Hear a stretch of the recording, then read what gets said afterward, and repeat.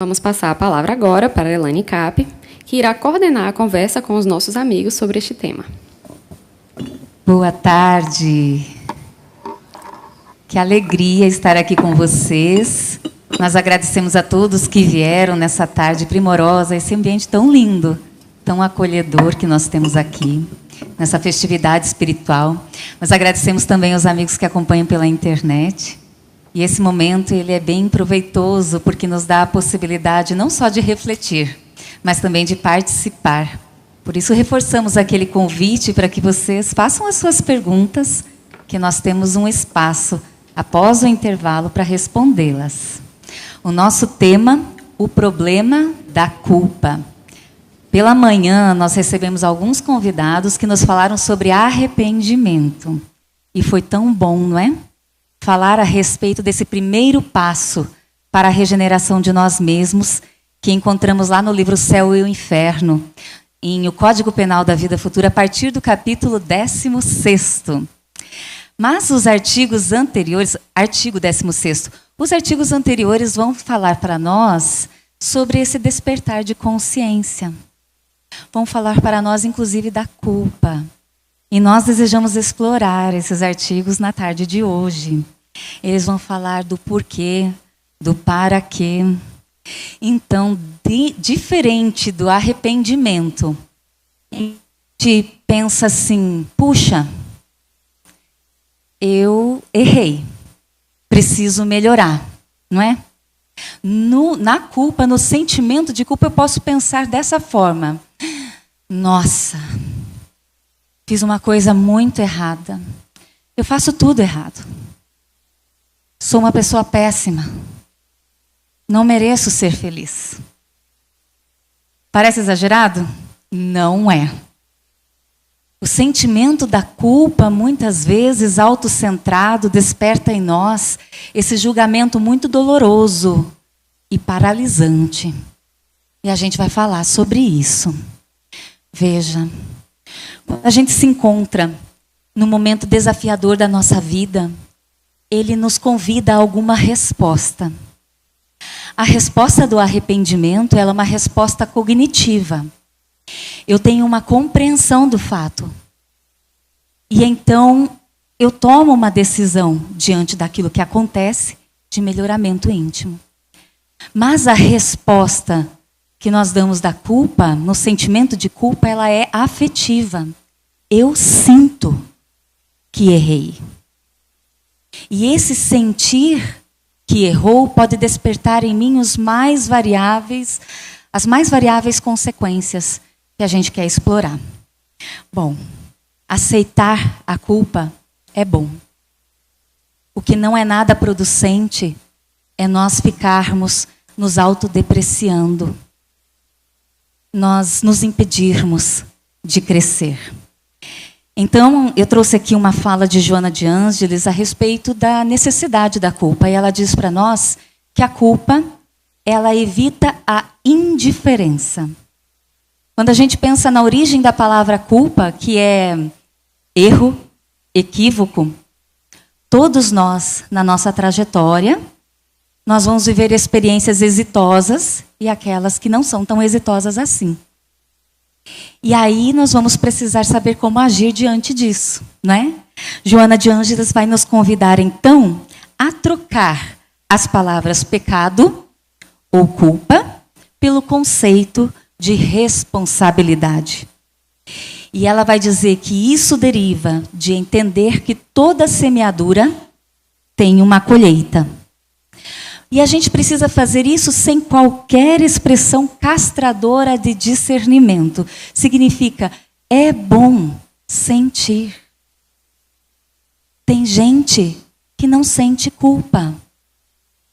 Seja por algum transtorno, um mecanismo de defesa, seja por não compreender os impactos das suas ações, né? Então é bom sentir. É bom quando eu sinto que dói. Quando eu não tenho essa percepção, eu corro um grande risco de continuar num ciclo que a gente chama vicioso. A gente tem o ciclo vitorioso e o ciclo vicioso. Então, perceber que nós erramos é sinal de humanidade. Perceber o que nós causamos no meio onde nós estamos é sinal de empatia. Aí Joana vai dizer para nós que tampouco deve ser fatalista de sofrimento. Percebendo a culpa, nós não estamos fadados a sofrer. Aliás, gente, nós não sofremos nem para pagar, nem para apagar. Nós sofremos para aprender. E esse é o nosso grande objetivo aqui hoje. Nós vamos fazer isso aqui buscando alicerçar as nossas perguntas nos artigos do Código Penal da Vida Futura, na primeira parte, e na segunda parte, relacionada ao tema problema da culpa. Então, eu vou abrir aqui as nossas questões e a gente vai começar com o Max, buscando entender por quê.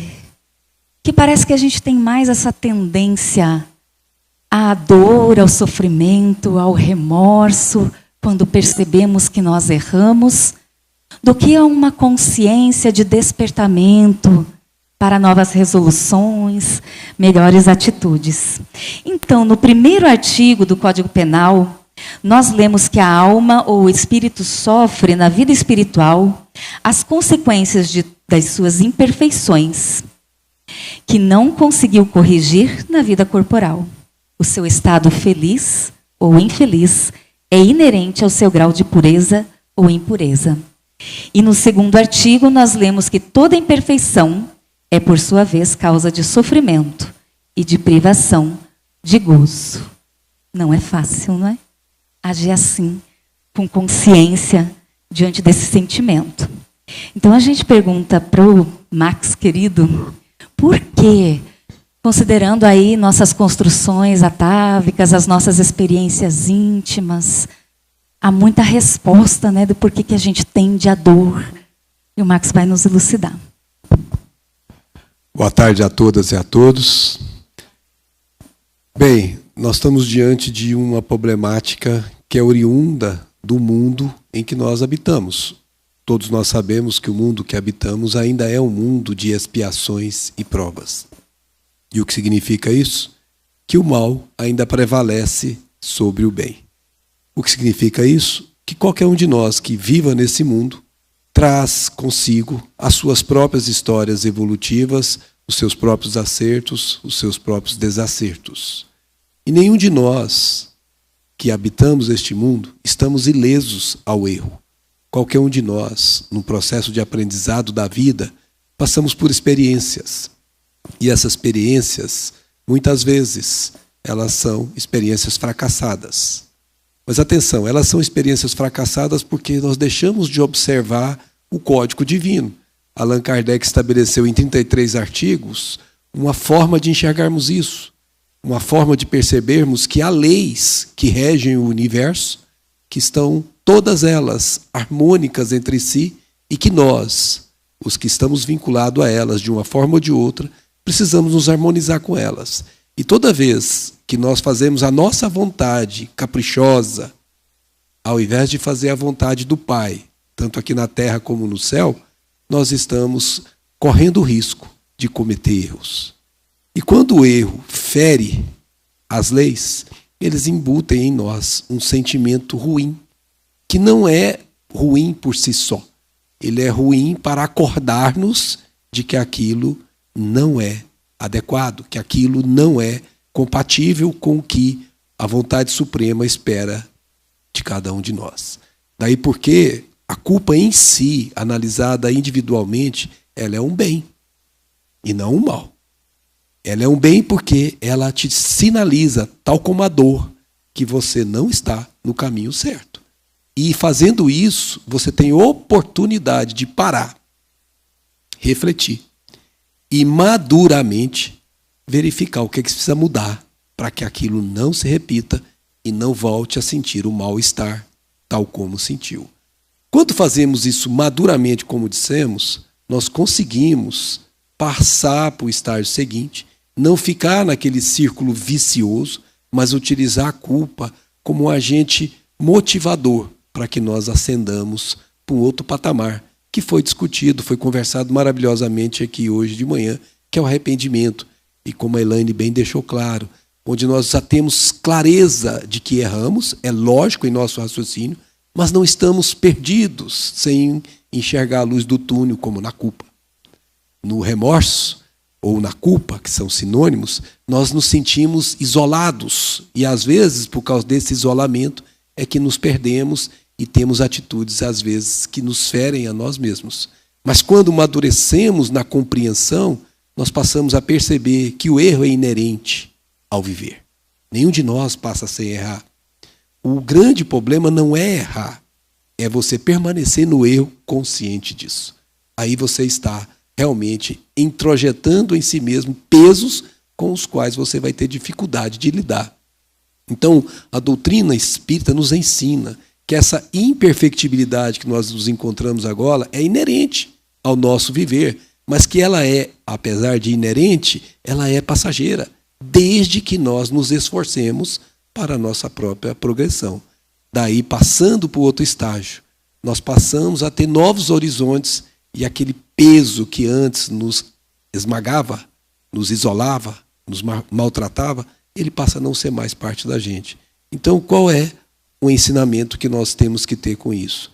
Compreender que somos falíveis, isso você pode usar como um autopedão, que nós vamos falar amanhã também, mas ter certeza de que se você se colocar como um culpado que não tem remissão, você estará se isolando de si mesmo, isolando-se de Deus. E quando você se isola, a ajuda não chega. E quando a ajuda não chega, você não encontra saída. Então, qual é o caminho para esse momento de muitos de nós? Muitos de nós nos sentimos culpados, às vezes, por coisas que não são da nossa responsabilidade direta, mas por razão essa ou aquela, a gente assuma como se fosse e fica carregando aquilo. Primeira coisa que nós temos que fazer, aquilo que qualquer pessoa pode fazer sem mesmo nem ter religião, sem mesmo professar qualquer culto, é a oração, é nos colocarmos em contato com o mais alto. Porque quando fazemos isso, é como se acendêssemos uma luz e essa luz penetra em nós e nos torna capazes de enxergar com lucidez. E assim, os rumos, tanto pelo que a lucidez nos permite, tanto quanto pelas inspirações que vêm do mais alto, nos assinalam caminhos e que esses caminhos nos livrarão desse sentimento que fez nos acordar, mas que não podemos permanecer nele. Muito obrigada. Quando nós vemos essa imagem ali, né, trazendo a razão, o sentimento, a necessidade de nós equilibrarmos, nos reharmonizarmos, fala muito desse processo. Mas, através dos tempos, a gente foi construindo o nosso entendimento de uma forma tão diversa, não é? Para algumas religiões, nós somos herdeiros da culpa, o pecado original. No Espiritismo, a gente já vai compreendendo a diferença, os simbolismos ali presentes, não é? E também a necessidade de nós agora caminharmos de uma forma mais consciente diante da vida, realizando esse processo de autoiluminação que o Max nos convidou, tão necessário. A gente deixa, né, de viver como era lá na lei de Talião, né? Olho por olho, dente por dente. Eu preciso pagar sofrendo o mesmo mal que cometeu? Não, eu vou pagar com a única moeda que eu tenho condições de pagar, que é a moeda do amor, a moeda do bem, o melhoramento íntimo, a nossa conduta, nossa gratidão, viu? A gente continua nesse processo de falar da culpa em cima ali dos artigos do Código Penal, agora transferindo para a Raquel. Não sei se as meninas querem fazer mais um comentário sobre a dor da culpa. E aí a gente quer agora passar por que a culpa acontece. Quando que acontece? Quando que a gente sente isso? Não é? Então, no artigo 6º do Código Penal, nós lemos: o bem e o mal que fazemos decorrem das qualidades que possuímos. Não fazer o bem quando podemos é, portanto, o resultado de uma imperfeição.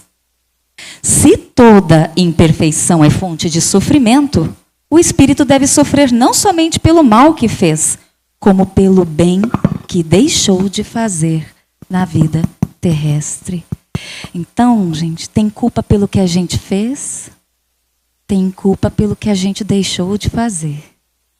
Tem culpas que são reais, tem culpas que são irreais, não é? Às vezes a gente se sente culpado por estar doente, por não conseguir responder à vida da mesma forma que antes. Muitos de nós temos tanta dificuldade com o não que a gente se sente culpado quando tem que dizer não. São culpas irreais, não é? Então eu vou aproveitar a presença da Raquel conosco para ela falar sobre todos esses tipos de culpa. Inclusive a gente falava ali, né, na sala onde nós estávamos reunidos, nasceu uma mãe, nasceu uma culpa, né? A gente muitas vezes se culpa por tudo que a gente poderia ter feito e não teve condições de fazer ou não fez. Então a gente quer entender melhor esse artigo. É claro que ele fala da nossa responsabilidade, mas eu desejo explorar também a questão do sentimento. Tem gente que se culpa por tudo, tem gente que anestesia suas culpas de diversas formas ou transfere para outros, e tem gente que carrega culpas sem saber de onde elas vêm. Então, querida, quando sentimos culpa? Boa tarde a todos, a todas. É uma alegria imensa estarmos aqui nesta cidade. Primeiro, agradecer a Deus pela oportunidade, agradecer por esses queridos amigos que conheci presencialmente. E aí nada é melhor que o abraço, o contato, é maravilhoso. Agradecer ao nosso querido amigo, irmão Barreto, que é um dos responsáveis por eu estar aqui. E eu sou muito feliz e grata por isso. E dizer para vocês que aprendi uma coisa. Na linguagem de Leon Denis, ele nos fala que nós somos viajores do universo. Eu não sou uma cidadã conquistense, mas eu me senti uma cidadã conquistada. Então, assim, já me sinto com vocês aqui e com muita gratidão.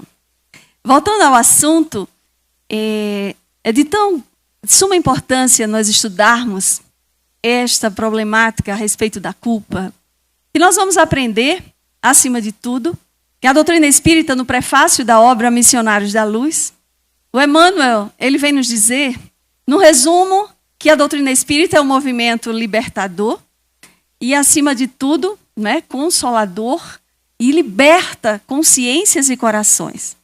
E nesta libertação, quando nós adentramos ao Espiritismo, que não é uma doutrina de dor, mas é uma doutrina de libertação.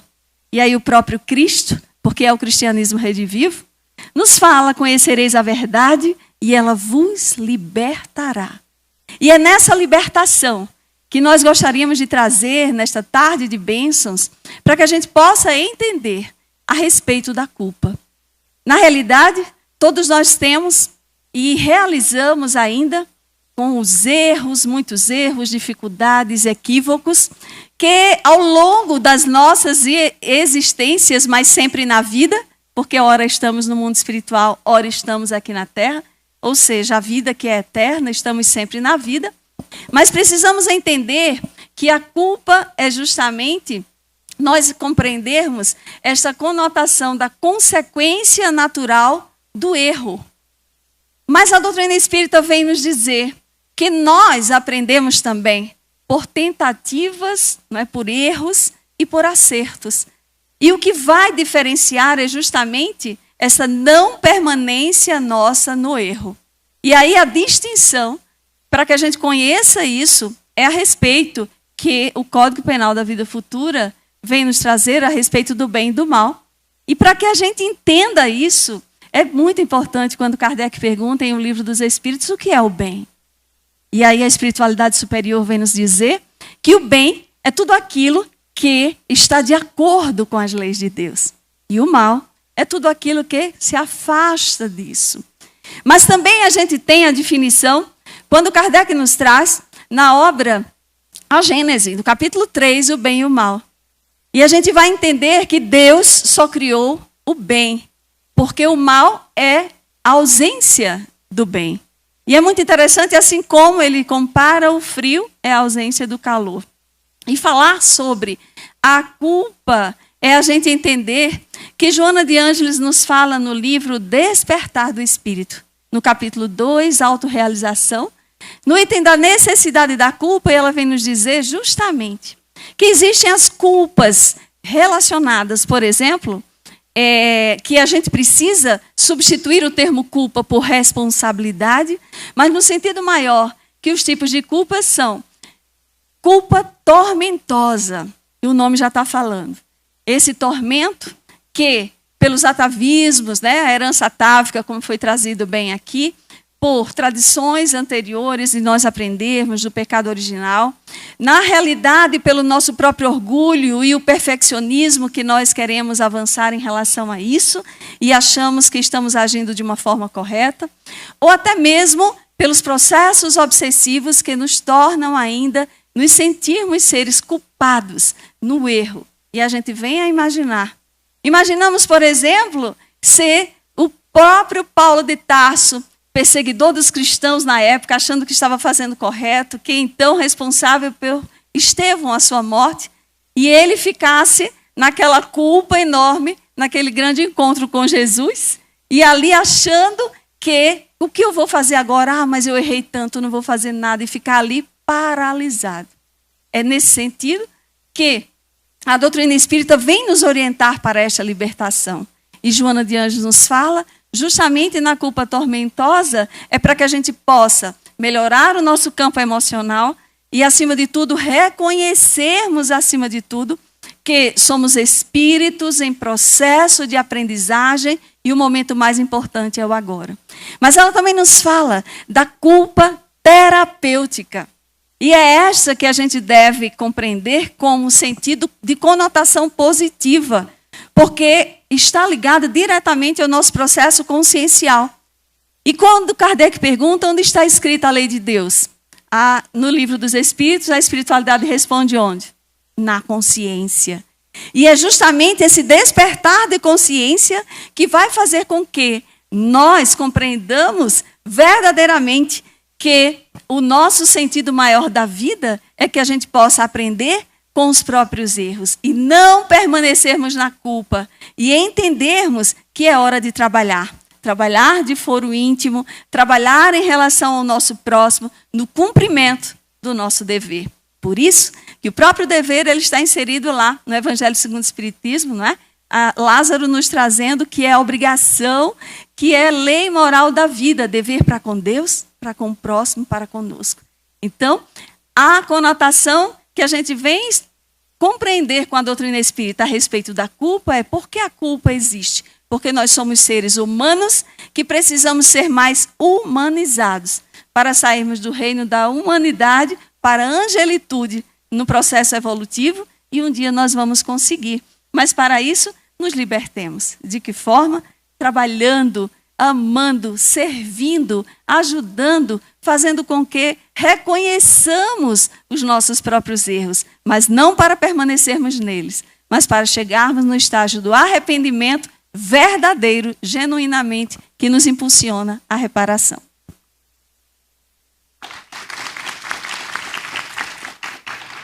Tão bom, né? A gente precisa se amar muito para se melhorar.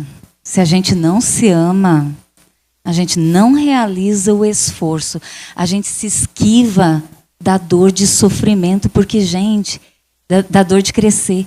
Porque crescer gera em nós necessidade de esforço.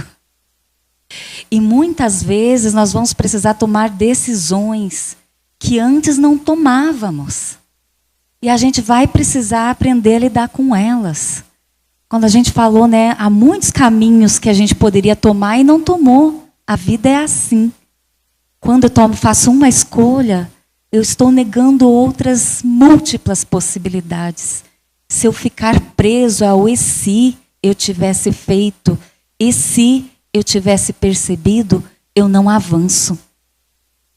Estas percepções, essas análises, elas nos convidam ao melhoramento. Mas os passos seguem, não é? Então a gente falou aí da dor da culpa, porque dói. A gente falou dos tipos de culpa. culpa lúcida, culpa tormentosa. E agora a gente vai falar da necessidade da culpa com a Marina.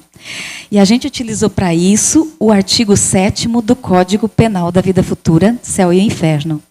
O espírito sofre pelo mal que fez, de maneira que, sendo a sua atenção constantemente dirigida para as consequências desse mal, melhor compreende os seus inconvenientes e trata de corrigir-se. Então a culpa tem um papel na nossa vida, não é? A gente que trabalha com o Evangelho Rede Vivo, né? A gente sempre quer resgatar alguma passagem evangélica. E eu fui lá em a primeira carta aos Coríntios, Paulo, dizendo assim, olha, lembra quando a gente falou que tem gente que não sente culpa?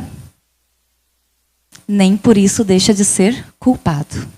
Então ele diz, porque a minha consciência em nada me acusa, mas nem por isso sou inocente. Nós não deixamos de ser responsáveis, não é?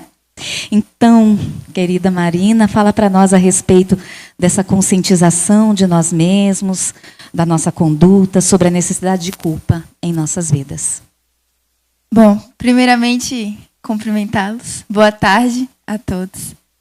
Fazer das palavras de Raquel também as minhas. Agradecer a Deus, a espiritualidade, a Barreto, a toda a organização que nos possibilita aqui estarmos. Para que possamos juntos pensar um pouquinho tantos temas que, em uma composição harmônica, tornam a justiça divina algo muito mais compreensível para nós enquanto espíritos imortais. E a culpa, ela chega em um lugar muito presente em nossas vidas como um todo. Não apenas em uma encarnação, mas na nossa trajetória de espíritos. Pensando a nossa trajetória de espíritos, especialmente em um ambiente espírita, nós não poderíamos deixar de pensar a relação com o Evangelho. Qual o sentido da culpa, se pensamos a culpa a partir daquilo que nos trouxe Jesus? Quais são as propostas do Mestre de renovação íntima a partir das nossas dores? O que Jesus veio nos trazer, que nos mostra, que propõe escancarar as portas dos nossos corações, tirando as traves dos nossos olhos, fazendo com que nós sejamos capazes de nos enxergarmos a nós mesmos, que nos conecta com a culpa, no lugar de, ao enxergarmos o erro, não somos capazes de nos conectarmos também com a nossa capacidade de movimentar os nossos recursos para superarmos esse erro. E então que a culpa cumpre com um papel que já foi introduzido. Aproveitarei um pouco das reflexões já trazidas. Cumpre com o papel de nos despertar. Nos despertar primeiramente no campo da emoção. No campo do sentimento, para que a partir de então nós tenhamos as vistas mais esclarecidas para a necessidade de mudança. Porque muitas vezes, na compreensão da vida, na compreensão também do Evangelho, nós entendemos o certo e o errado. Nós entendemos quais seriam os melhores caminhos. Nós entendemos qual a proposta que melhor se adequa àquilo que buscamos enquanto espíritos. Porém, escolhemos o caminho contrário, como comentávamos. Escolhemos nadar contra o fluxo natural da correnteza divina. Apesar de sabermos. Elaine fez uma introdução com relação à culpa e o arrependimento, onde o arrependimento seria muito mais racional e a culpa muito mais emocional. Em que, para que o arrependimento seja efetivo, como Raquel terminou, é preciso muitas vezes que primeiro a emoção nos toque. Que primeiro a dor seja grande demais para prosseguir no mesmo caminho. Porque se apenas eu sei que o caminho é inadequado, eu talvez ainda não me movimente. Mas se eu não mais suporto este caminho inadequado, eu começo a fazer as escolhas, as decisões, que me movimentam a uma recomposição desta rota. Portanto, a culpa teria um lugar muito pontual, que é muito diferente do lugar que ela frequentemente ocupa, em que ela cumpre com uma função de nos despertar, como foi comentado. Ela cumpre com o momento inicial, com o start, para que nós possamos caminhar. Ao contrário das nossas posturas, de encontrarmos de maneira muito próxima a culpa, o vitimismo, onde eu reconheço o meu erro, onde eu não decido pela transformação e me torno vítima do meu erro. De modo que não é exagerado os primeiros comentários de que não mereço nada, não acerto em nada, eu não sou ninguém, porque estes sentimentos tornam-se reais quando eu me confundo com apenas o algoz e me esqueço que, em verdade, sou o grande responsável, ou sou a grande responsável pela construção da minha caminhada de progresso, na qual eu não sou apenas o agente de dano, mas eu também sou o agente do conserto. E que se Deus coloca em minhas mãos a capacidade de discernir, de compreender os erros e os acertos, Ele também coloca em minhas mãos o amparo necessário para que, através do meu pensamento, este mesmo pensamento que me martiriza, eu possa me salvar. Eu possa me reconectar com a essência divina que habita em cada um de nós. Então, para finalizarmos, Jesus nos convida, em um primeiro momento, em uma primeira reflexão, sobre qual o papel de reconhecermos os nossos erros, é de humildarmos, por assim dizer, trazermos humildade ao nosso coração, pedirmos forças na certeza do amparo para podermos seguir e caminhar.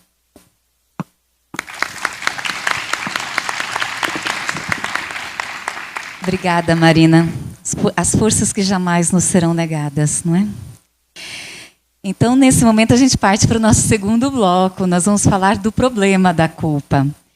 E nós não temos a pretensão de enumerar todos os problemas, mas a gente escolheu 3. Dentre eles, o problema de ordem pessoal, íntima. O problema que tenha vínculo com as relações. E o terceiro, relacionado às reencarnações. Eu vou começar com a Raquel, com o problema de ordem pessoal. E vou utilizar para isso o livro Jesus e a Atualidade, de Joana de Ângeles, para começar, onde ela diz: a culpa é sombra perturbadora na personalidade, responsável por enfermidades soezes, causadoras de desgraças de várias ordens. Enumeramos algumas consequências da culpa tormentosa, dentre elas, entorpecimento emocional, distorção de fatos, autorrecriminação, insegurança, sentimento de desvalia, remorso, complexo de inferioridade. Então, essa culpa desadaptativa, quando a gente não consegue lidar com a dor. Gostaria, então, Raquel, que você fizesse uma abordagem sobre os problemas da culpa, as consequências da culpa relacionadas a nós mesmos. Como falávamos, a culpa, ela precisa ser analisada por cada um de nós e o melhor processo é este reconhecimento de buscarmos realmente nos libertar a cada instante. Quanto à potencialidade desta culpa, em virtude da problemática que cada um está inserido, e no âmbito pessoal, a doutrina espírita vem nos dizer, em primeiro lugar, que nós precisamos entender verdadeiramente quem somos. Quando a gente começa a perceber, né, que somos todos filhos de Deus, muito amados, criados para a felicidade, porque o objetivo da encarnação, está lá no Livro dos Espíritos, a espiritualidade superior nos fala, é a perfeição. Joana de Ângeles vem nos dizer, para que a gente possa trabalhar esta questão da culpa enquanto sombra, para chegarmos aonde? Na luz. Então somos todos filhos de Deus, filhos da luz, filhos do amor. E se fomos criados à imagem e semelhança de Deus, todos nós temos em nós a essência divina e somos centelhas divinas também. E precisamos reconhecer isso. Mas na realidade, a culpa, ela neste âmbito interno, precisa ser trabalhada às vezes não só intimamente, sozinhos. Ou seja, nós precisamos ter a humildade de reconhecer que muitas vezes estamos adoecidos e precisamos nos curar. Hoje de manhã foi falado pelo nosso querido irmão Alessandro a questão de quantos espíritas não realizam próprio atendimento fraterno para si mesmo. E aí a doutrina espírita, na obra O Despertar do Espírito, através de Divaldo Franco na psicografia, através de Joana de Ângeles, ela vem nos dizer: precisamos buscar, em muitos casos, o terapêutica profissional. O psicólogo, o psiquiatra, a medicação, para este reconhecimento de entender realmente, para poder sair, porque muitas pessoas, a gente sabe que isso pode gerar o quê? Fatores emocionais que geram ansiedade, que geram, mas uma ansiedade não só aquela natural que é comum do ser humano, mas o fator patológico. E também chegar até a depressão, que muitas pessoas imaginam que é, você é espírita, ter depressão, isso não era para acontecer. E vem no nível das palavras, quando na realidade nós precisamos ser pontes de luz para dar a mão e ajudar as pessoas a direcioná-las e compreender que às vezes é preciso sim ir ao terapeuta, ir ao psiquiatra, ir ao psicólogo e também ao centro espírita fazer o tratamento espiritual que nós indicamos muitas vezes na tribuna. E eu não sei aqui na terra de vocês, mas na minha terra, na Paraíba, tem algumas pessoas que vão fazer tratamento espiritual noutra casa espírita, que é para poder o outro de casa não ver que eu estou também adoecido. Aqui não acontece isso não, né? O povo baiano é tudo sarado, né? Mas assim, olha, para que a gente possa analisar, para que a gente possa perceber o quanto o Espiritismo vem nos falar, que aí, é claro, nós vamos nos curar. Emmanuel nos diz que a definição de saúde para Emmanuel é a perfeita harmonia da alma. E é interessante porque ele também vem nos dizer que através da doença nós começamos a entender o princípio da cura. Ué, como assim? A doença, começo da cura, sim. De poder fazer esse processo de expurgo, de entender verdadeiramente que é preciso passar na conscientização e através da culpa a gente começa a inevitável chegar ao arrependimento para que a gente possa realmente mudar e mudar num patamar com Jesus, que nos ama, que nos entende e que disse: no mundo tereis aflições, mas tende bom ânimo, eu venci o mundo. E aí a gente buscar a luz do entendimento, do conhecimento, no brilhe a vossa luz. E assim a gente vai conseguir realmente olhar para dentro de si e poder começar a cuidar de si mesmo, né? Cuidar do corpo e do espírito, está lá no capítulo 17, Sede Perfeitos, quando o Espírito George nos fala. E a gente sabe muito bem, cuidar do espírito, nós muitas vezes conhecemos e deixamos a matéria adoecer numa negligência que precisamos hoje melhorar cada vez mais os nossos sentimentos, as nossas emoções. E Jesus é o caminho, não por acaso. Encontrar-se com Ele, eu sou o caminho, a verdade e a vida. E ninguém vem ao Pai senão por mim. Encontremos com Ele, o maior psicoterapeuta da face da terra, diz Joana de Ângeles. E nós seremos saudáveis e curados.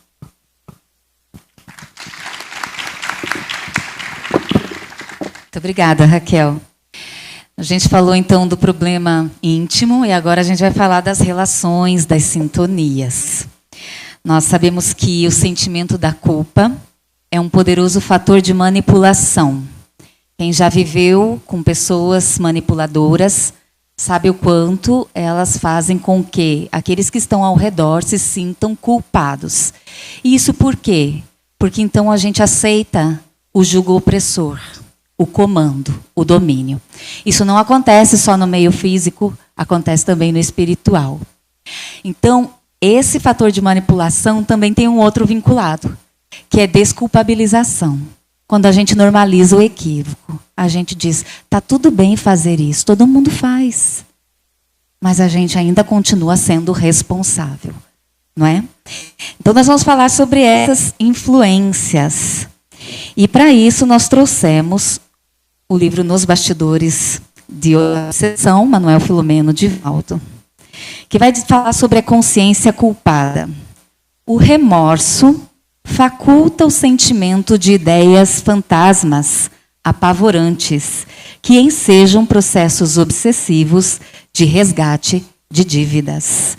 Também num outro livro, que maravilhoso de se ler, a gente comentou muito ele antes de entrar aqui nesse palco, é o livro Entre a Terra e o Céu, de André Luiz. A gente vai ter uma fala de Clarencio, depois da desencarnação do Julinho, né, afogado. E aí ele vai dizer a respeito do sentimento de culpa de Zulmira. E ele vai falar que o sentimento de culpa é sempre um colapso da consciência. E através dele, sombrias forças se insinuam. Então a gente pede aí para o Max nos conduzir na sua abordagem sobre os problemas da culpa que são relacionados às sintonias, às relações. Jesus certa vez asseverou: se vens trazer oferenda e lembra-se que tem alguém, alguma coisa ou alguém contra você ou você contra alguém, ele recomenda que a oferenda deva ser deixada de fora e que se volte e se reconcilie com o adversário enquanto está a caminho. Enquanto está a caminho. Porque se assim não for, pode ser que você seja entregue ao juiz, o juiz mande o meirinho e você será metido numa prisão e daí não sairá enquanto não pagar o último ceitil. Nós estamos falando de um processo que o relacionamento humano implica. Nós vamos ter pessoas com as quais nós nos simpatizamos, mas nós vamos ter pessoas também que não simpatizamos e que também não se simpatizam com nós. Nós estamos, voltamos a repetir, no mundo de expiações e provas em que as diferenças evolutivas existem, em que as similaridades vinculadas aos erros também existem. E geralmente aquele que traz culpa projeta a culpa no outro porque vê no outro a si próprio. Se nós já compreendemos isso com a clareza que Jesus trouxe e agora com o esclarecimento sublime que o Espiritismo nos mostra que a vida não se encerra, que a vida prossegue. Por que esperar para que alguém morra, para depois se arrepender de não ter pedido um perdão, uma desculpa, de ter oferecido um braço amigo e deixar que o outro vá com ressentimentos acerca de nossas atitudes, porque nós não tivemos a humildade de procurá-lo. Diminuir o peso do orgulho é tarefa difícil para esses habitantes deste planeta que somos nós. Mas é preciso que lutemos contra esta força opressora, porque se não o fizermos, nós seremos fadados a termos que ser metidos numa prisão, e essa prisão chama-se obsessão, porque muitas vezes os que foram ofendidos, ou que se sentem como tal mesmo que não tenham sido ofendidos, muitas vezes eles não têm ainda, como muitos de nós não temos, a capacidade de perdoar, a força espontânea de buscar esquecer aquele mal que se envolveu. E por causa disso, muitos deles se sentem no direito de fazer com as próprias mãos a dita justiça que nós colocamos entre aspas, que nada mais é do que uma espécie de vingança. E esse é o ponto que enxameia-se nessa terra. A quantidade de obsessões, se nós pudéssemos observar com os olhos do Espírito que existem nesse momento no planeta, são absurdas. Muitos suicídios, muitas depressões, muitos acidentes, muitos problemas de ordem conjugal têm sua matriz nessa permissão que damos para a invasão daqueles que se julgam no direito de se justiçar. E é por isso que nós precisamos aprender que essa ligação que possa ser estabelecida entre aquele que nos quer mal e que nos quer fazer sofrer e nós mesmos, depende de nós mesmos. Porque se nós tivermos a capacidade de intimamente pedir perdão e, se possível, procurar ainda fisicamente o perdão, façamos enquanto antes. Se não, ainda tem o recurso da prece, em que nós nominamos o nome da pessoa propriamente dita, que a gente sente que há problema com a gente, e mesmo que ela esteja desencarnada, os pensamentos se comunicam e ela será atingida. Se nós pudermos, utilizamos os recursos das ajudas espirituais. Cada um de nós, por misericórdia de Deus, temos um benfeitor que está ao nosso dispor. Diz Kardec que eles se sentem alegres de serem utilizados, de serem chamados, de serem solicitados, porque eles estarão ajudando-nos a encontrar a harmonia íntima. E esse processo obsessivo não existiria se nós definitivamente assumíssemos que erramos e pedíssemos o perdão. Porque já não passa a ser mais o problema desse que fez isso, mas daquele. Se vai aceitar o perdão, como disse Jesus, nós não sabemos. Se aceitar, ganhamos o irmão. Se não, ele terá que resolver com a própria vida, mas não mais conosco. Então essa ligação incisiva, essa ligação obsessiva, só se estabelece porque nós damos guarida para tal. E quando a criatura carrega pesos tremendos na consciência, nós temos coisas que nós nem imaginávamos que pudesse acontecer. No livro Libertação, de André Luiz, pelas mãos abençoadas do nosso Francisco Cândido Xavier, nós vamos ter um capítulo em que vai falar de licantropia. Temos um hipnotizador inteligentíssimo, com força mental impressionante, que vai se utilizar da fragilidade de uma moça, de uma mulher, que tinha cometido muitos abortos. E ele vai incutir nelas as lembranças, e ela vai se sentindo tão mais culpada do que já se sentia, e ele vai induzindo-a a se transformar numa loba. E ela se deixa conduzir, porque o perispírito é um perispírito plástico, e ela pode perfeitamente se transformar naquilo que ela introjetou como culpa. Eu estou trazendo esse exemplo que é extremo para mostrar que essas ilusões, como nosso querido livro Tormentos da Obsessão trouxe, nós temos essas ilusões criadas pelas mentes dos obsessores que fazem-nos enxergar essas situações como se elas fossem reais. Em atendimentos que nós temos feito na Casa Espírita, temos ouvido pessoas falando que veem no espelho sangue. O sangue não está lá. Mas a ilusão criada pelo obsessor está. E aquilo é tão real para ela, e que se você falar que não está, a pessoa vai dizer que você não está entendendo nada. Porque para ela aquilo é real. Entre a licantropia e os eventos ilusórios existe uma distância, mas o fenômeno é o mesmo, a guarida da culpa. O único recurso é nos livrarmos da culpa. É ter a humildade de pedir perdão. Eu me lembro, pessoalmente, de uma época que eu fazia ainda o curso de graduação, e nós morávamos em república. Eu não sei se o pessoal sabe o que é isso hoje, mas naquela época nós não tínhamos muitas oportunidades, e a nossa saída era morar em repúblicas, vários alunos, vários universitários. E teve uma época que nós tivemos que morar numa república em que existiam homens e mulheres. E nessa república tinha uma das moças que ela era muito perfeccionista, e ela tinha muita rigidez nas maneiras. Então, se você deixasse uma coisa fora do lugar, já era motivo de discórdia. E como eu sou espírito ruim, vocês não deixariam nem entrar, que se soubesse tanto que eu sou ruim. E naquela época eu ainda era jovem, pensa no que seria acontecer. Ah, minha filha, vai dizer para sua tia o que você tem que fazer. E aí deu um problema de mal-estar entre ela e eu. Mas eu não fiz por maldade. Ela também não fez por maldade. Ela queria manter a casa limpa, arrumadinha, como é o certo. Ela estava certo. Eu que era, obviamente, mais ali pouco preocupado com isso naquela época. Mas o que aconteceu? Ficou um mal-estar. Passou o tempo. Ela desencarnou num acidente de ônibus quando ela descia para voltar para a casa dela. E nós nunca tivemos a oportunidade de conversar pessoalmente para poder resolver isso. Certo momento de minha vida, eu remeti a ela uma prece. E eu disse para ela, com todo o meu coração, não falei com a razão, falei com o meu coração, que eu jamais quis o mal dela, que aquilo foi feito pela minha imaturidade, que eu deveria, ela estava certa, eu deveria seguir sim a ordem da casa, porque era o que certo fazer, mas eu não fui capaz. E pedi a ela perdão. Eu não sei se ela me perdoou ou não, ela nunca me fez processo obsessivo, mas a mim, pessoalmente, eu me livrei de um passado que não foi importante na essência, mas que estava em mim.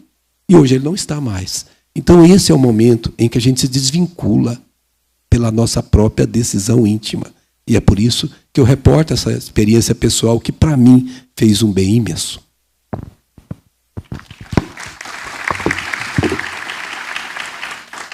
Nossa gratidão por isso.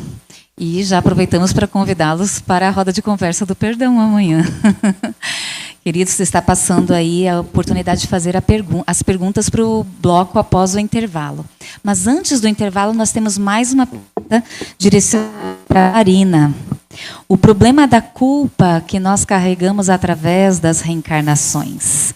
Então, em o Código Penal, no artigo 9º, nós vamos ler que toda falta cometida, todo mal realizado é uma dívida contraída que deverá ser paga, se não o for em uma existência, sê-lo-á na seguinte, ou seguintes, porque todas as existências são solidárias entre si.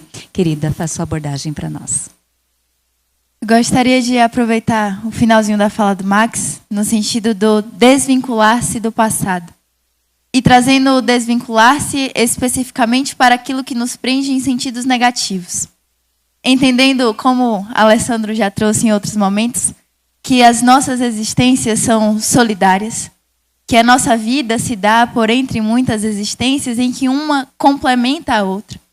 Nós vamos entender que também os nossos débitos, como os nossos méritos, as nossas histórias, percorrem essas existências. De modo que no Evangelho nós temos uma mensagem que nos faz refletir, em que está dito assim que muito mais nos admiraríamos da bondade divina, se pudéssemos apreender a complexidade e a perfeição das relações que nos unem uns aos outros por entre as existências. E não apenas uns aos outros, mas de nós mesmos para com as nossas próprias histórias.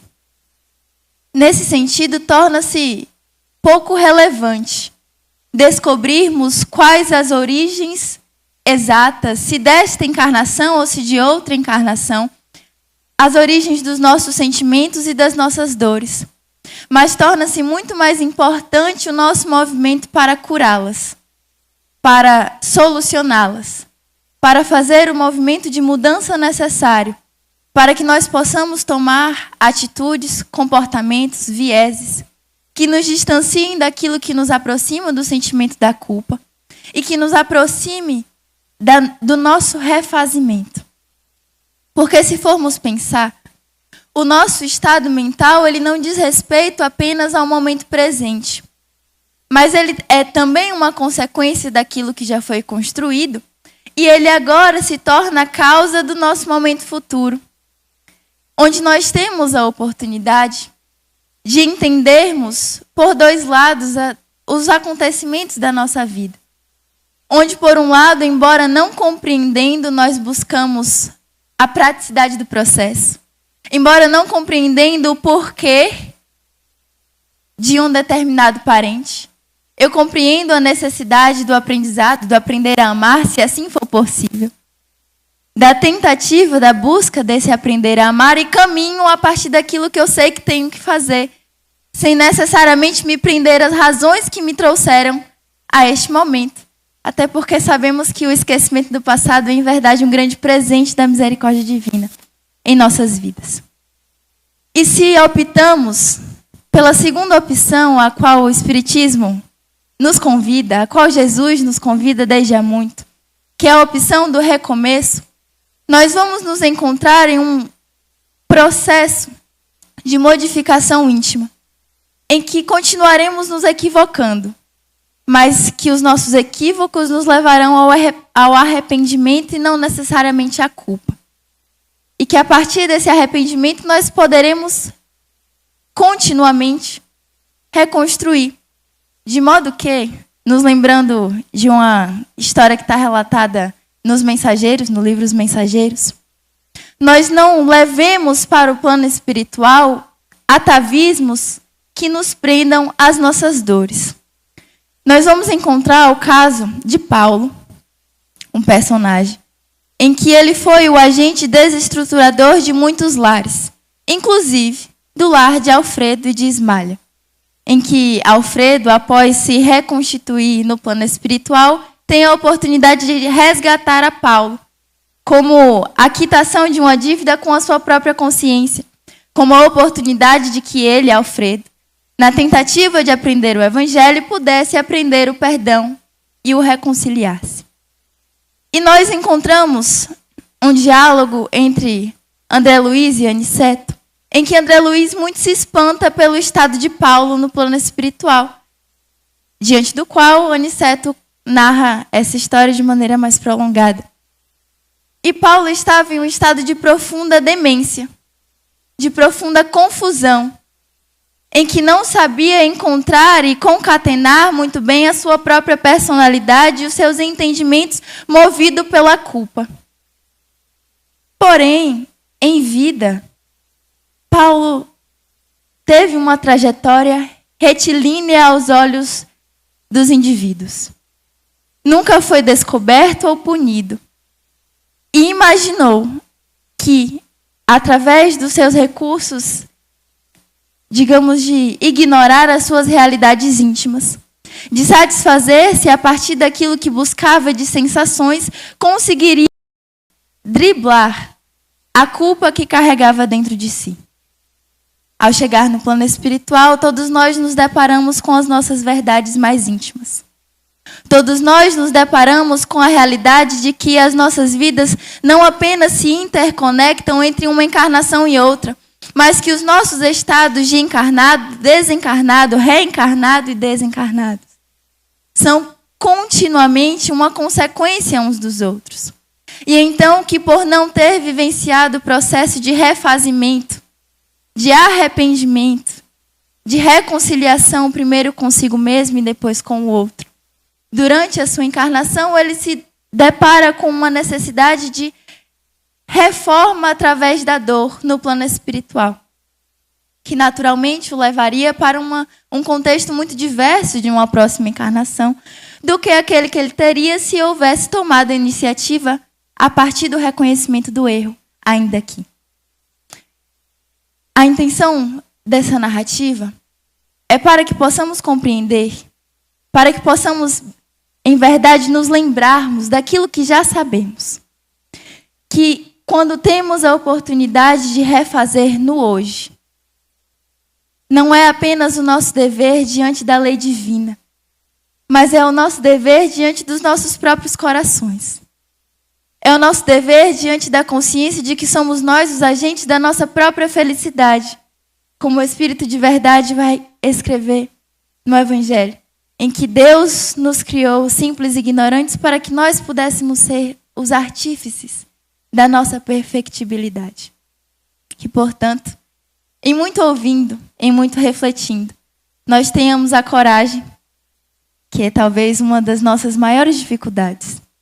Tenhamos a coragem de olhar para dentro e termos a certeza de que, por mais aguda seja a dor, do assumir as nossas faltas no hoje e buscar recompô-las, sempre será melhor do que o adiar o inevitável.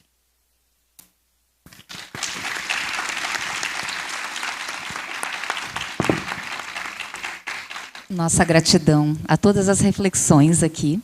Nós vamos fazer um breve intervalo agora e retornamos 16h40 para as respostas que foram, que recebemos agora na pergunta de vocês, aqui presentes, e também do pessoal da internet. Gratidão.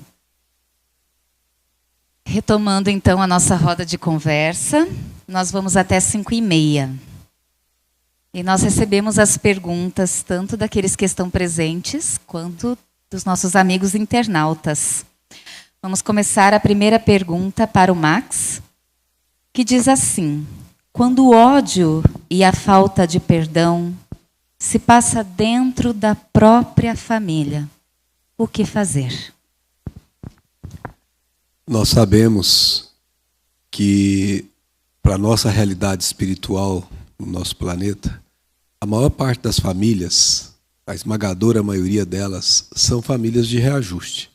Então, isso normalmente tem causa anterior em outras desavenças que deva ter havido entre os membros daquela família. E o objetivo de formar-se a família é exatamente, mudando-se de corpos, não se reconheçam aqueles espíritos e, portanto, possam ter um novo ponto de partida para um novo recomeço. Mas mesmo não se reconhecendo, esses espíritos se pressentem pelas emissões de alma para alma no campo da antipatia ou da simpatia, que a gente chama gratuita, que acontece sem que a gente entenda de imediato por quê. O fato é que, se estão dentro desse cadinho de regeneração chamado família, é porque ali é a escola onde precisam aprender a amar. Mas antes de aprender a amar, necessariamente passamos pelo fato de aprender a respeitar. E se o ódio, seja ele agora desta existência, ou seja ele trazido de existência passada, não vem ao caso, se ele aflora, é um motivo para que a gente coloque o que nós temos aprendido na doutrina espírita. Coloque o Evangelho de Jesus em prática. Nós precisamos conhecer o Evangelho de Jesus, mas nós precisamos viver esse Evangelho de Jesus dentro de nossos lares. E é importante que nós não fiquemos apenas no campo da informação, sabendo, conhecendo o Espiritismo, conhecendo o Evangelho, compreendendo, mas não sentindo esse Evangelho dentro de nós. Quando nós temos essas desavenças, nós estamos sendo chamados primeiramente, a nos reajustarmos intimamente. Então, se eu tenho uma indisposição com um parente, que seja ele qual for, o primeiro a mover esforços para resolver o problema tem que ser eu. Eu tenho conhecimento disso, eu não posso mais alegar que não sabia como fazer, porque eu sei como fazer. Só que isso exige uma coragem íntima de lutar contra aquela energia negativa que está prevalecendo no nosso íntimo, para poder romper com ela. O mundo de fora, ninguém de fora vai ver a luta que você está travando intimamente. Mas é essa luta que você está travando intimamente, que o mundo espiritual vê, é que vai fazer a diferença. Se você vai conseguir alijar o ódio de uma hora para outra, ou se vai levar um tempo, isso não vem ao caso. Porque se reconhece o verdadeiro espírita como o verdadeiro cristão, nos ensinou Allan Kardec, pelo esforço que faz para domar as más tendências, e ódio é uma das piores tendências que alguém possa carregar. Mas se eu não carrego ódio, mas eu sinto o ódio do outro, eu tenho que usar um outro recurso evangélico. Perdão das ofensas. Tem que olhar aquela pessoa que me desperta esse sentimento ruim, esse sentimento que causa mal-estar intimamente, como um irmão que não sabe o que faz. Lembrar quando Jesus estava na cruz, mesmo tendo sido escolhido para ser assassinado, trocado por um ladrão convencional, mesmo assim ele olhou do alto para aquelas pessoas e compreendeu que eram crianças espirituais e rogou ao Pai: Pai, perdoa-os, eles não sabem o que fazem. Se Jesus nos deu a última lição, plantado numa cruz ignominiosa, com essa força de um coração que é Ele, por que nós não podemos nos esforçar para fazer o mesmo dentro de nossos lares? É preciso que a humildade entre nas conjecturas das nossas intimidades. É preciso que abaixemos a nossa cerviz orgulhosa para que o mundo de paz se estabeleça dentro de nós. A paz não se constrói de fora para dentro. A paz se faz no esforço ingente de se auto-melhorar. E ninguém se auto-melhora tendo ranciso, tendo problemas, tendo antagonismo com o outro. Aprendamos a ver o outro como crianças espirituais e endereçamos a eles o nosso melhor. Oremos por eles, queremos o bem deles, seja ele quem for, membro de uma família ou não. Porque assim, então, nós estaremos fazendo a transmutação daquela energia perversa para uma energia de suave, uma energia de paz, uma energia que nos sustenta o equilíbrio junto ao equilíbrio cósmico. Muito obrigada. Nós agora temos uma pergunta para a Marina. A gente falou da culpa saudável e também da culpa tormentosa. E fomos sendo direcionados ao arrependimento na fala inicial. O arrependimento sincero já é facilmente percebido por quem foi lesado? Ou nós precisamos expor a quem tenha sido machucado a nossa mudança de comportamento? Existe uma grande diferença entre a nossa posição íntima e a posição de percepção do outro. Tanto por um fator de não sermos capazes automaticamente de demonstrarmos, quanto pelo fator da impenetrabilidade, digamos assim, daquele que poderá receber a nossa mudança de conduta. De modo que, em nos arrependendo, tendo ou não mudado diretamente a conduta para com esse outro, nós não podemos esperar necessariamente a validação do outro do nosso comportamento. Não podemos esperar que o outro nos ofereça aquilo que nós gostaríamos de receber, quando, em um momento antes, nós também não fomos capazes de oferecer a este outro aquilo que ele gostaria de receber. Então, nem sempre o arrependimento, por mais que sincero, vai ser percebido automaticamente por um fator energético pelo outro. Naturalmente que é necessário que, para que essa percepção ocorra, que nós mudemos um pouco, mudemos efetivamente, melhor dizendo, a nossa conduta no que diz respeito à falta cometida. Mas talvez mais importante do que isso, nesse momento de pensarmos sobre a culpa e sobre o nosso processo íntimo de nos relacionarmos conosco mesmo, com a nossa consciência diante das leis divinas, seja a compreensão de que não é a partir do outro que nós vamos estabelecer os nossos parâmetros de caminhada ou não, mas a partir da retidão da nossa consciência, que retoma algo que Max já comentou, no sentido de que a partir do momento em que eu perdoo ou que eu mudo, eu estou em paz comigo mesmo. E o outro passará a ser uma questão que pertence à vida do outro. Muitas vezes, apenas para exemplificar de maneira rápida, nós não teremos a oportunidade de apresentar àquele que nós ofendemos a nossa mudança. Comentávamos sobre o livro 50 anos depois, em que o pai de Célia, Euvídio, ele, em um primeiro momento, a expulsa de casa. E é um dos grandes agressores, um dos grandes provocadores das dores que ela viria a ter na trajetória de vida. Ao final de sua vida, ele tem a oportunidade de reencontrá-la no momento e de descobrir quem ela era no momento da sua desencarnação.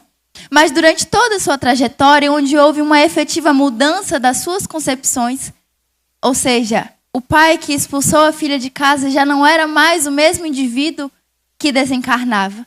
Passou por um processo de arrependimento e de mudança. Nesse processo, ele não pôde mostrar a Célia que ele havia mudado.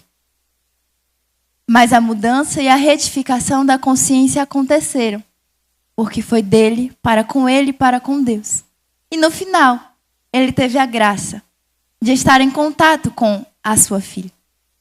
Nós podemos não ter a oportunidade de nos retificarmos, de nos redimirmos, digamos assim, diante daqueles a quem nós prejudicamos. Mas é preciso lembrarmos, para finalizar, de que aqueles que foram vítimas das nossas mãos também são filhos de Deus.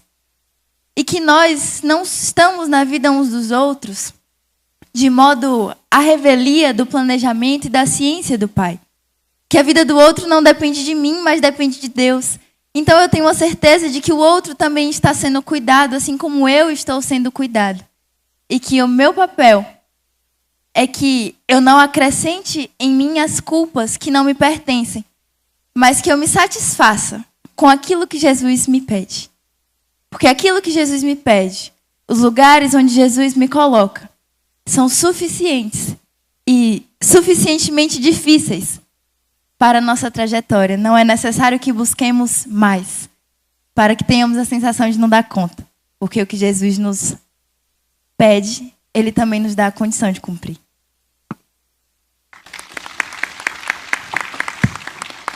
Obrigada, Marina. Essa vai para Raquel e chegou da internet. TV Mansão do Caminho. Eu me arrependo dos meus erros, mas mesmo assim continuo na prática do julgamento. E quero consertar os defeitos dos outros. Não consigo me libertar do sentimento de culpa. Esse sentimento é uma prova? Se você já se arrepende dos próprios erros, parabéns, porque assim a gente precisa estar atuando, agindo, não é, em todo momento do nosso viver. A questão maior é porque a nossa constância de propósitos, a nossa determinação de verdadeiramente buscarmos interiorizar as lições grandiosas de Jesus para que aconteça em todos os momentos do nosso viver. E nós ainda estamos, na maioria das vezes, nos comprometendo diariamente com as leis soberanas de Deus. Na realidade, nós precisamos, na grande assertiva de Jesus, vigiai e orai para não cair em tentação e, acima de tudo, buscarmos o não julgamento. Porque é no exemplo maior, porque Jesus mesmo já dizia, não é? Não julgueis para não seres julgados, pois com a mesma medida que medides sereis medidos. E, na realidade, se nós pudermos verdadeiramente olhar para dentro de nós com uma lupa gigante das nossas inferioridades, espíritos de terceira ordem, como registra bem Allan Kardec no item 100 da escala espírita, não é? Espíritos imperfeitos, na segunda ordem, bons espíritos, de primeira ordem, espíritos puros, e conhecemos o Cristo, que é o único que veio aqui à Terra. Mas, na realidade, é preciso isso, uma escada gradativa de reconhecimento, e a gente ter no outro que os outros que estão a nos testar, a nos cobrar, na realidade, são os nossos grandiosos professores. Por que são os professores? Parece até um contrassenso. Mas é porque através deles é que nós vamos aprender verdadeiramente se já conseguimos amar, se já conseguimos perdoar, se já conseguimos nos libertar verdadeiramente de tudo aquilo que nos faz sofrer. É por isso que, a partir do momento, a doutrina espírita vem nos dizer, é gradativo. Se a gente começa nesse autoconhecimento de nós mesmos, né? Quem realmente somos, o que estou fazendo aqui na Terra, e a partir daí começarei a buscar, a entender o outro, como ele se apresenta, aí sim, a gente vai tendo a certeza que nós estamos ligados uns com os outros numa dimensão de compreensão, de necessidade de compaixão, de necessidade de renúncia, de necessidade de justiça. E o que é a justiça? Estamos falando de justiça divina. No Livro dos Espíritos, na questão 875, Allan Kardec faz a pergunta, a espiritualidade superior, o que significa a justiça? E a espiritualidade nos fala respeito incondicional aos direitos dos outros. E como tantas vezes nós não respeitamos o outro, julgamos, e não fica só por aí. Muitos de nós damos a sentença, condenamos.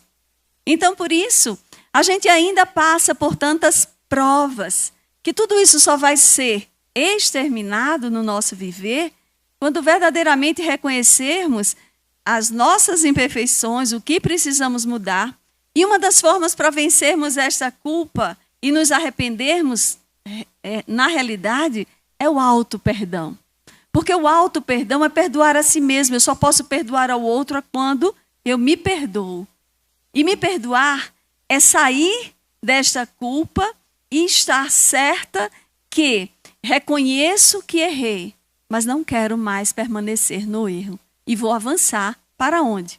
Para o acerto. E de que forma?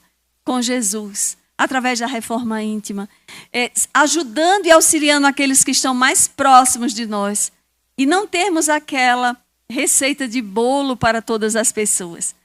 Na realidade, como Emmanuel nos fala no livro Justiça Divina, ele nos diz, tem uma mensagem sobre culpa e a reencarnação, que ele nos fala, espíritos culpados somos quase todos nós. E ele fala assim, porque eu imagino que aqueles que estão na Terra em forma de missão não se sentem e não estão nesse patamar. Como a gente vê, né, na história de Alcione, com o Carlos, com o Pólux, que vem aqui para ajudar. Como foi falado ontem, né? Aqui, quem são os grandes missionários que estão a nos ajudar? E a nossa ainda, o nosso orgulho é tão grande que a gente ainda fica pensando, quem é que eu estou, quanto missionário, ajudando a alguém? Olha que pretensão. Tem gente que diz assim, eu sou tão humilde, que me orgulho da minha humildade. Max, já ouviu isso? Então, olha a importância da gente visualizar o primeiro patamar, como Jesus trouxe, não é? No Sermão do Monte, se a gente for observar. Bem-aventurados os pobres de espírito, porque deles é o reino dos céus. É o primeiro degrau, é a humildade. Quando a gente reconhece, então, você que nos perguntou, obrigada pela pergunta, que é bastante pertinente. Se já nos arrependemos, mobilizemos para chegarmos no processo da reparação. Ainda falta o estágio do sofrimento expiatório, que a gente vai passar, é da lei, porque reconhecer que somos culpados e que estamos na realidade, né? O termo é mais estar. Para vencer a si mesmo, já é o primeiro passo para a mudança. Mas essa constância de propósito só depende de nós. E o mais importante é que, como Jesus não nos julgou, como chegou junto à samaritana, né, dizendo que iria apresentar a água da vida, aquela que tiver que beber a água, aquela criatura jamais terá sede. Ele não julgou dizendo que ela já tinha casado várias vezes, falou com uma mulher, e naquela época nem cumprimentaram os samaritanos, quanto mais de uma mulher. E ele ali disse, né, estava junto com ela, nós estamos juntos daqueles que nós ofendemos? Nós estamos juntos daqueles que nós ainda sentimos algo que não tem a sintonia perfeita? Então é isso que nós precisamos. Amar como Jesus amou. Viver como Jesus viveu. E saber que a todo momento Ele aguarda de nós esse processo de mudança, de modificação, porque o reino de Deus vai ser instaurado sim, aqui na terra, em toda parte, mas aonde estivermos, porque onde estiver o vosso tesouro, aí está o vosso coração, dizia o mestre. E o livro Céu e Inferno, ele complementa Kardec, trazendo no capítulo 5, dizendo-nos que as sucessivas encarnações, elas nos proporcionam a oportunidade da vivência da justiça divina através da mensagem do Cristo, a cada um segundo as suas obras. É assim que a gente vai trabalhando, né, nesse auxílio maior interno, libertando-nos das culpas e ficando mais livre para reconhecer e deixarmos de observar o argueiro no olho do nosso irmão, que é muito julgamento que a gente faz, e visualizar a trave imensa que se encontra no nosso. Mas para isso é preciso ter humildade. E por isso que a gente está aqui, estudando, analisando as lições do Cristo. Vai chegar um momento que a gente vai viver e encontrar com Jesus, com a divindade, em todos os momentos, em espírito e verdade, num patamar mais superior.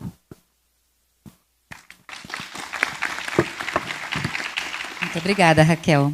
Tem uma pergunta aqui que diz assim, sobre a culpa do fracasso. A culpa, quando nós não atingimos o sucesso em determinadas áreas de nossa vida. E eu vou pedir a licença para estar respondendo essa questão. Quando nós iniciamos a nossa jornada aqui, nós já vamos tendo para nós uma definição do que seria um bom pai, do que seria uma boa mãe. E a gente vai crescendo e a gente vai construindo projetos de vida para que a gente pudesse fazer o melhor diante dessa jornada. E na medida que a gente estuda, a gente vai compreendendo o que é ser um bom cristão, E a gente desenha aí, no caso eu, uma Elaine ideal, que eu gostaria de construir nessa jornada. Mas talvez ela não seja alcançável ainda. Talvez o processo ainda esteja iniciando ou esteja alguns passos além. Então a gente vive uma pressão muito grande interna quanto às nossas expectativas íntimas e quanto às expectativas do meio onde nós estamos. Quando nós nos tornamos mães, tem um peso muito grande diante de nós, para que a gente cumpra aquele papel tal qual se desenha. Assim também se espera que quando nós nos formamos, nós sejamos um profissional de sucesso na área em que formos atuar. Também acontece quando nós começamos a nossa lide nas tarefas espirituais da casa espírita. Parece que de repente a gente tem que ser um ser perfeito, quando de fato nós assumimos um compromisso, não só íntimo, mas diante daqueles que caminham conosco de esforço constante, disciplinar para o automelhoramento. E nisso a gente se apoia. Então, atingir as nossas metas, as nossas expectativas, nem sempre serão possíveis. Especialmente no momento em que nós somos muito imediatistas e estamos em meio a essa cultura que nos exige respostas tão rápidas, nós precisamos pisar um pouquinho no freio e entender a nossa necessidade do autoencontro, da aceitação. Às vezes o que a gente chama fracasso, não foi fracasso não, foi um impositivo da vida. Uma necessidade que nós precisamos experimentar para desenvolver valores que nós ainda não temos desenvolvido. Então, quando a gente fala desse sentimento de culpa, a doutrina espírita nos ajuda muito, porque ela nos convida à fé esclarecida, a questionar aquela nossa necessidade neurótica de dar conta de tudo. Nós não vamos dar conta de tudo. Nós ainda não somos perfeitos.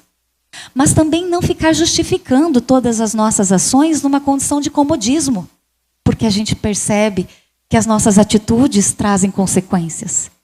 Então a gente caminha de uma forma mais assertiva, entendendo que cada dia é oportunidade valiosa que Deus nos oferece, de aprender o autoamor e de exercer o amor para aqueles que estão conosco.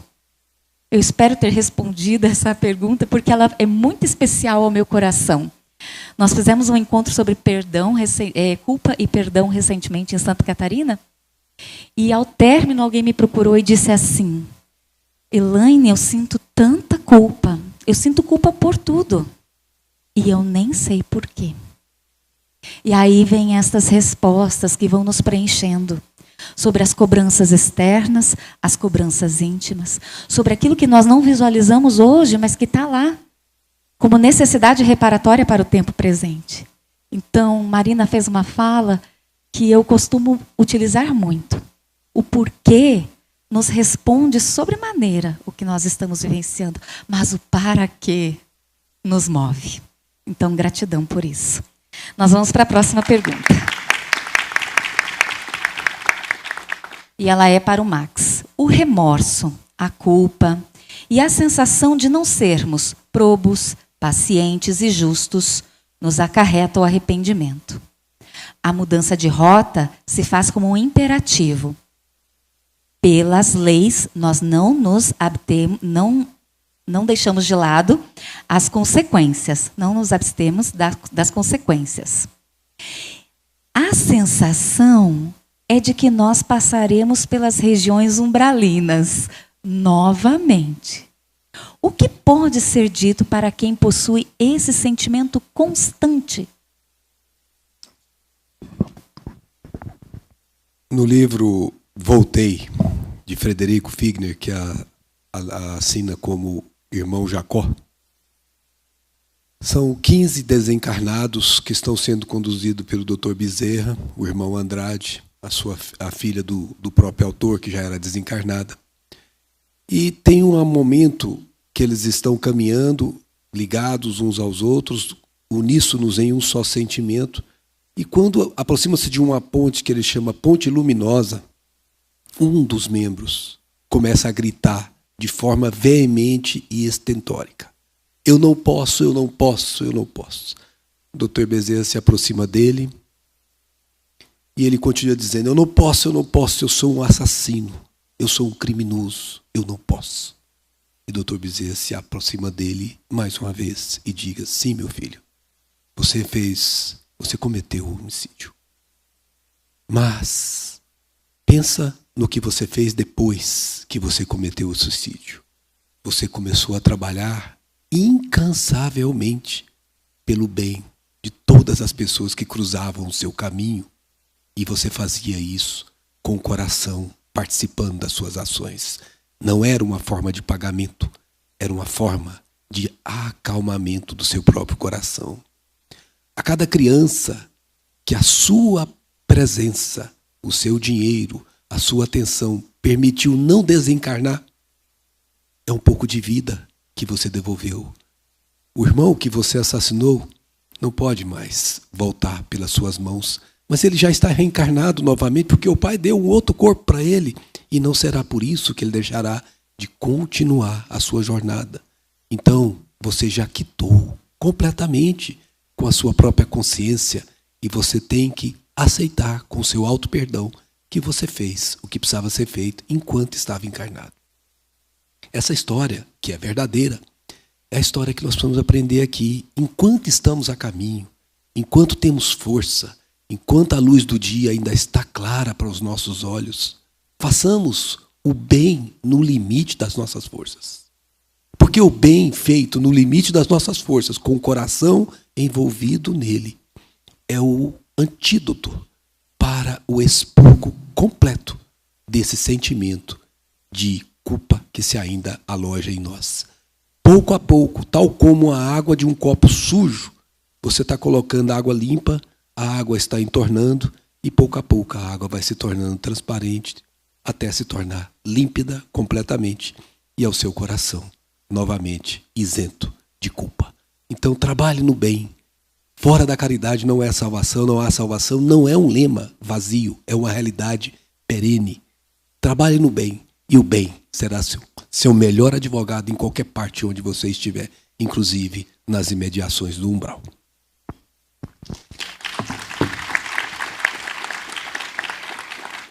Obrigado, Max. Agora, Raquel. Pressupõe-se que toda culpa tem origem numa reflexão de um ato equivocado que eu tive em direção ao próximo. Em uma observação feita com o sentido de ajudar, pergunto sobre as implicações do meu ato e as ações do outro. Nas palavras do irmão, se o outro não entende não entende o meu equívoco e toma atitudes drásticas, onde está a nossa culpa?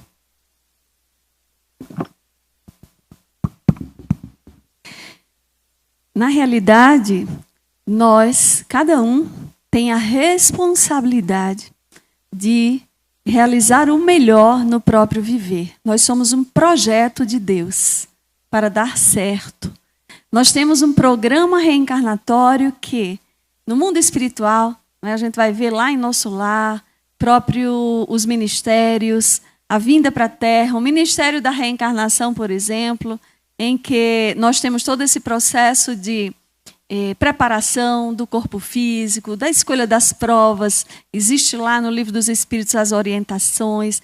Então, não é algo aleatório. O que acontece no nosso viver, que as nossas culpas que levamos, ao longo da existência, quando ela tem origem nossa, conosco, por exemplo, no sentido alimentar. Quem às vezes está se alimentando, comendo muito, muito compulsivamente, daqui a pouco sente aquela culpa, E o que é que precisa trabalhar? Trabalhar dentro de si todo esse processo e ver que os excessos fazem mal, adoecem. Em relação ao outro, como foi visto aqui, libertar-se através da força do perdão, mas se por um acaso a gente vai estar dialogando com alguém, dar algum conselho, alguma orientação, e nesse sentido alguém não aceita, por exemplo, nosso perdão, ou se desvia da rota O problema de cada um é com o próximo e Deus, não é conosco. Vejamos que nem os nossos próprios filhos, que nós, né, levamos, carregamos na mãe nos 9 meses dentro do nosso próprio ventre, e os nossos filhos, antes de serem nossos, eles são filhos de quem? De Deus. E a responsabilidade, assim como nas leis civis, após os 21 anos, eles respondem, né, de cada um solidariamente, nesse sentido maior. E a gente, enquanto pais e mães, nós não podemos ir responder os delitos de cada um, por eles também. O que a mãe e o pai podem fazer é orar, acolher, ajudar. Então, na pergunta, pela nossa compreensão, é o sentido de nós entendermos que se fizemos algo para ajudar alguém e alguém não aceitou, não entendeu, não fiquemos com culpa. Entreguemos a misericórdia divina, porque, como diz Joana de Anjos, o mal que nos faz mal não é aquele mal que a gente recebe, mas é aquele mal que nós originamos, que nos torna mal. Equivocado ainda.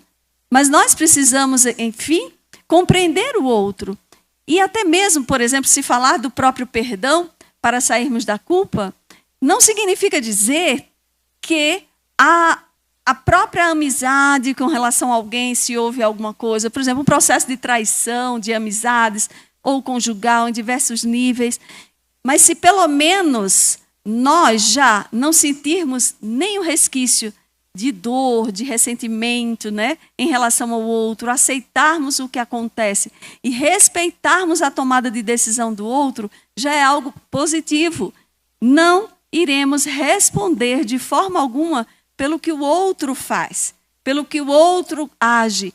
Então, vamos agir com mais amorosidade, compreensão e darmos contas da nossa própria administração. É assim que o Evangelho nos orienta, que já não é pouco, gente. É muita coisa que a gente precisa fazer. Mas com Jesus, aqui já foi reforçado, o jugo é suave, o fardo é leve, e a gente vai conseguir sim. E a forma que nós temos para que possamos realmente conhecer a nós mesmos e termos mais um suporte para ajudar ao outro, porque também Jesus já falava, né? A gente só pode dar aquilo que tem. Não se colhem uvas dos espinheiros, nem figos dos abrolhos. Uma boa árvore dá bons frutos. Uma má árvore dá maus frutos. Então a gente sabe que Santo Agostinho nos relata muito bem na questão 919a do Livro dos Espíritos, não é? Como conseguir, por exemplo, o processo do autoconhecimento.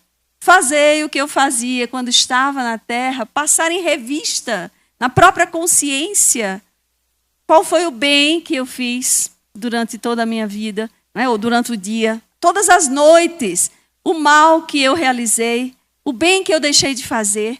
E ele enfatiza dizendo que isso é um processo de início de reforma, é de mudança. Então, compreendamos o outro. Se o outro não entende o que acontece ou que algo de bom que a gente quer doar, não fiquemos preocupados com isso. O que a gente não pode é perder mais tempo, porque o tempo é precioso demais. Aqui a vida na Terra passa muito rápido e a sensação que nós temos hoje é que o tempo está correndo, não é?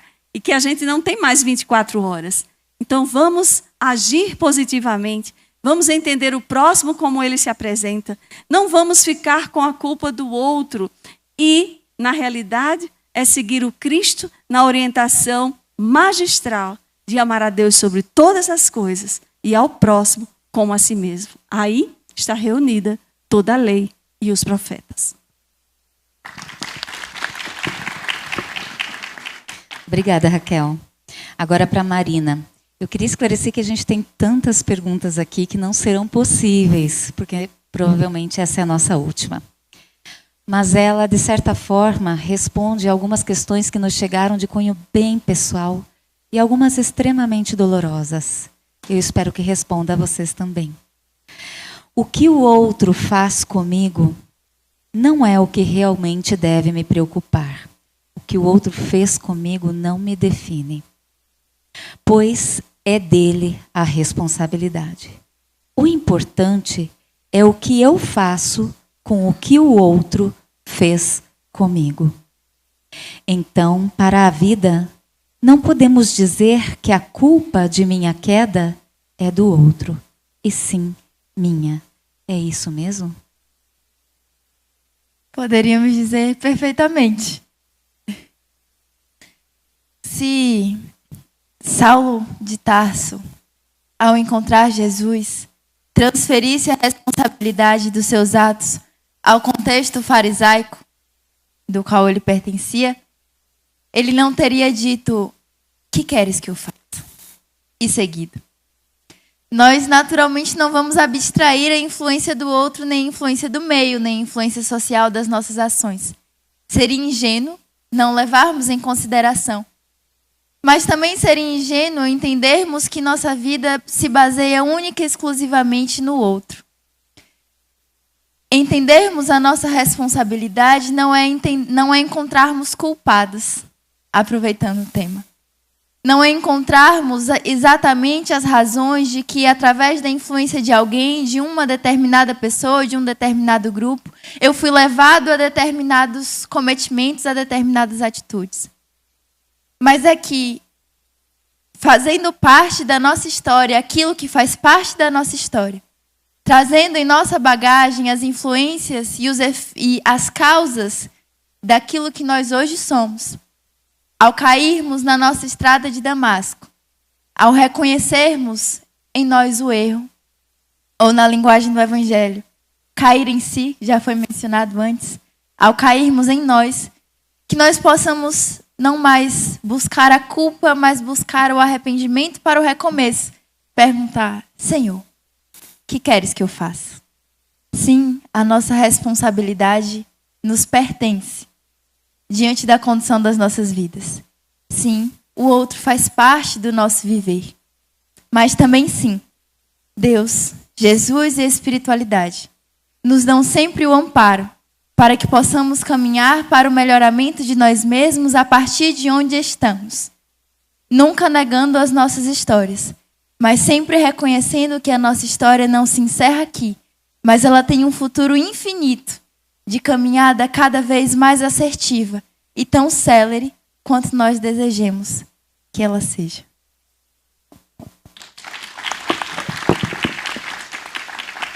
Muito obrigada. E para encerrar esse momento, eu vou pedir uma frase de reflexão para cada um aqui presente. E aí a gente segue para o final. Quem gostaria de começar?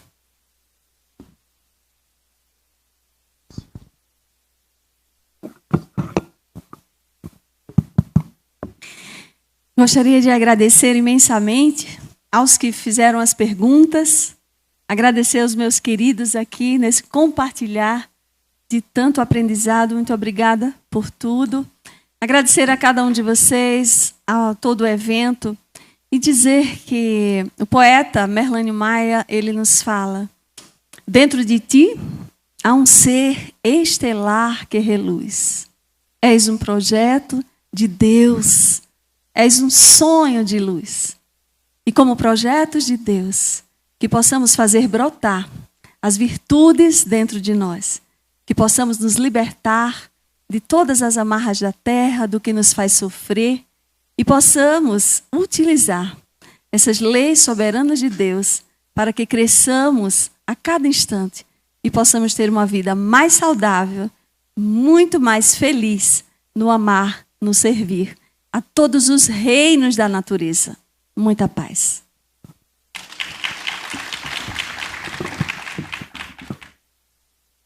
Raquel fez um encerramento poético, me fez lembrar de Tim e Vanessa, então vou seguir uma mesma linha. Na música, em uma das músicas, temos um trecho muito bonito. A música se chama Assim Seja.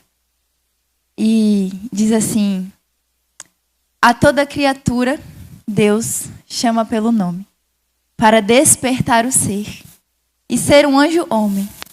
Não existem potestades, não existe mal algum que nos possa apartar do amor de Deus.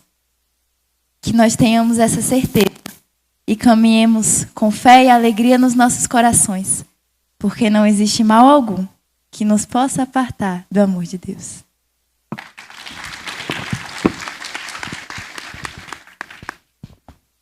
Primeiramente, gratidão pela oportunidade de estar aqui para compartilharmos. Os problemas que cada um de nós carrega são comuns. Nós não estamos aqui na condição daqueles que estão ensinando, mas aprendendo juntos uns com os outros. Os nossos problemas íntimos muitas vezes se manifestam nas perguntas que nos foram feitas. E a solução para todas essas perguntas, respondidas ou não, tem um nome. Chama-se Jesus. E eu quero lembrar que estamos aqui celebrando uma semana espírita e trazendo Jesus de volta para o nosso convívio. E eu gostaria, como as meninas não poderiam deixar de trazer os poemas, de trazer um pedacinho de uma estrofe de Casimiro Cunha no Parnaso de Além Túmulo. Ele diz assim: se buscas o Espiritismo, norteia-te em sua luz. Espiritismo é uma escola e o mestre amado é Jesus. Muita paz.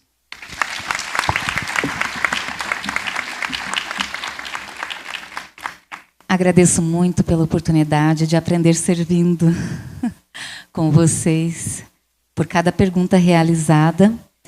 E eu finalizo com uma receitinha que nós encontramos em Necessidade da Culpa, Joana de Ângeles. E é mais ou menos uma síntese de toda a nossa conversa da tarde. Ela diz que para nosso crescimento espiritual, nós precisamos desenvolver plena consciência da nossa conduta. E quando identificarmos o erro, ou seja, culpa lúcida, ali surge o imperativo do auto-perdão. E aí ela nos convida a racionalizar a nossa emoção, conversar com ela. E este auto-perdão não nos isenta da responsabilidade, mas ele vai nos conduzir ao próximo passo, a reparação. Muito obrigada, queridos amigos.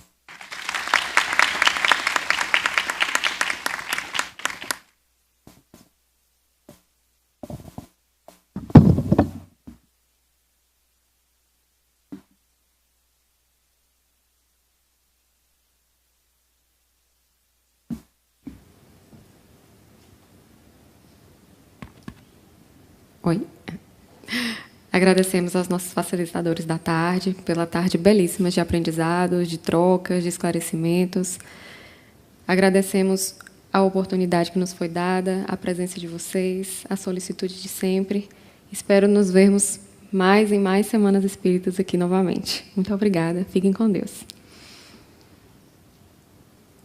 Hoje, às 20 horas, teremos a palestra A Expiação, com Jamile Lima, do estado da Bahia. Por fim, agradecemos a Deus, inteligência suprema do universo, causa primária de todas as coisas, ao Mestre Jesus, aos benfeitores espirituais, a vocês, nosso público presente física e digitalmente através das nossas transmissões. Muita paz a todos, uma boa tarde, fiquem com Deus.